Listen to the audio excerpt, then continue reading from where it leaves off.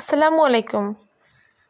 এখন আমি দেখাবো ভূমি রেকর্ড ও জরিপ অধিদপ্তরে একটা অনেক বড় একটা সার্কুলার, যেটা 31 জানুয়ারিতে পাবলিশ হয়েছিল এবং পরবর্তীতে এখন আবার এই আবেদনপত্রটি নতুন একটা ডেটে দেওয়া হয়েছে এবং এটার লাস্ট ডেট হবে 9 ডিসেম্বর।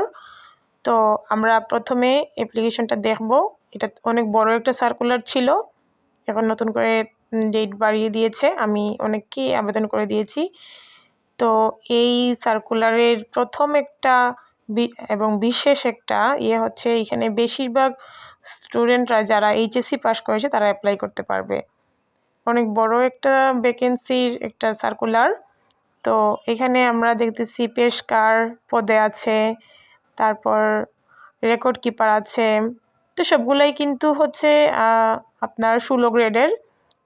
আর এখানে সর্বনিম্ন হচ্ছে আপনার শিক্ষাগত যোগ্যতা এইচএসসি পাস এবং কম্পিউটার চালানোর দক্ষতা থাকতে হবে অবশ্যই। আরও 2টা পদ আছে, দেখেন, অফিস সহায়ক এবং আরেকটা কী পদ জানি। এই 2টা পদ হচ্ছে আপনার 20 গ্রেডের। তো আপনারা যারা এইচএসসি পাস করবেন, আশা করি আপনারা 16 গ্রেডের চাকরিগুলোতে যেগুলো আছে সেগুলোতে আপনারা অ্যাপ্লাই করবেন। তবে প্রায় সব ম্যাক্সিমাম পদেই হচ্ছে আপনার কম্পিউটার দক্ষতা থাকতে হবে। তো প্রত্যেকটার জন্য যেগুলো হচ্ছে 16 গ্রেডের আবেদন সেগুলোর জন্য আপনার অ্যাপ্লিকেশন ফিস হবে 223 টাকা করে এবং আপনার আবেদন বেদে এবং আপনার গ্রেড বেদে বাকিগুলারও আপনার অ্যাপ্লিকেশন ফিসটা নির্ধারণ করা হয়েছে। এক্ষেত্রে আপনাকে হচ্ছে একটা পাসপোর্ট সাইজের ছবি লাগবে এবং আপনার 300/80 সাইজের একটা সিগনেচার লাগবে। তো এই 2টা হয়ে গেলে আপনি নিজের আবেদন করতে পারবেন। তো আমরা সার্কুলারগুলো দেখলাম, এইখান থেকে আমরা একটা যে কোনো একটা পদে আপনারা ট্রাই করে দেখি কি কি প্রয়োজন। তো আমি একটা পদে সিলেক্ট করলাম।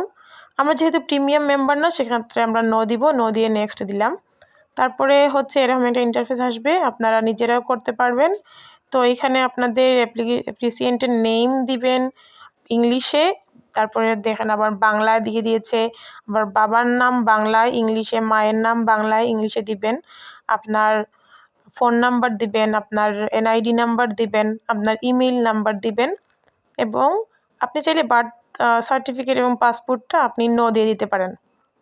তারপরে আপনি আপনার শিক্ষাগত যোগ্যতা দিলেন, যেটা আপনার সার্টিফিকেটে আছে, আপনার কোয়ালিফিকেশন এবং হচ্ছে আপনার পাসিং ইয়ার আপনি দিয়ে দিলেন। এরপরে আপনার সকল ডকুমেন্টগুলো দেওয়ার পরে আপনি এখানে আরেকটা বিষয় হচ্ছে, অনেকেই বুঝতে পারে না যে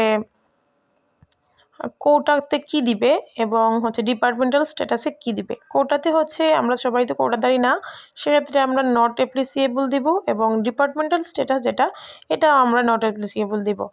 দেওয়ার পরে এক্ষেত্রে আমাদের কিন্তু অবশ্যই যেসব পদে আপনার কম্পিউটার জানা থাকতে হবে, সেক্ষেত্রে নিচে এরকম একটা অপশন থাকবে যেখানে আপনি কি কম্পিউটার জানেন, এরকম একটা কথা আর কি থাকে।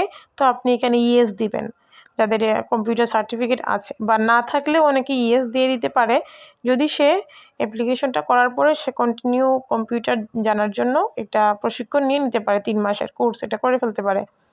তো এরপরে আপনি এখানে অ্যাপ্লিকেশনে আপনি সব ডকুমেন্ট দেওয়ার পর সাবমিট করার পরে আপনার ছবি এবং স্বাক্ষর দিলেই আপনার অ্যাপ্লিকেশন ডান। তারপর আপনি নেক্সট দিলে আপনি যখন পেমেন্টটা করে ফেলবেন তখন আপনার সম্পূর্ণ অ্যাপ্লিকেশন প্রসেসটা কমপ্লিট হয়ে যাবে এবং আপনার ফোনে একটা মেসেজ চলে আসবে।